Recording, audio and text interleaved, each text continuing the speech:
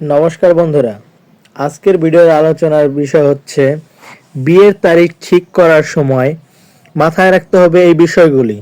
জ্যোতিষশাস্ত্রের tips, কি কি পদ্ধতি অবলম্বন করতে হবে একজন মানুষ বিয়ে করার আগে।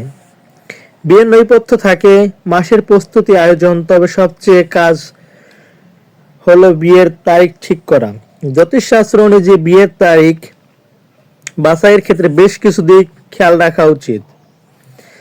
পাত্র বা কন্যার মা বাবা যে মাসে বিয়ে হয়েছিল সেই মাসে বিয়ে এড়িয়ে চলতে হবে। ধরুন কোনো জাতক বিয়ে করবে, তার মা বাবা ওই মাসে যদি বিয়ে হয়ে থাকে তবে সেই মাসে জাতক বিয়ে করতে পারবে না। জাতিকের ক্ষেত্রেও ঠিক একই নিয়ম।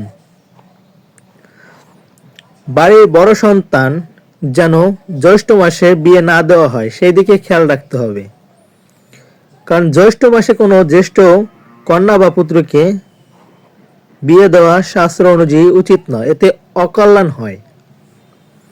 গ্রহণের সময় দিন অশুভ মনে হয়, তাই সূর্য বা চন্দ্রগ্রহণেও বিয়ে দেওয়া উচিত না।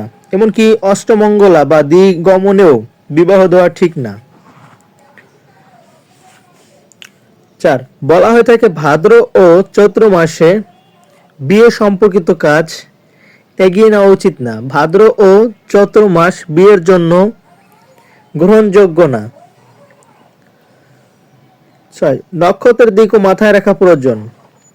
তারিখ ঠিক করার সময় লক্ষ্য রাখতে হবে পূর্বা নক্ষত্র, ফাল্গুনী নক্ষত্র, পুষ্পা নক্ষত্র, এইসব নক্ষত্র যেন বিয়ের দিন তারিখ ঠিক না হয়।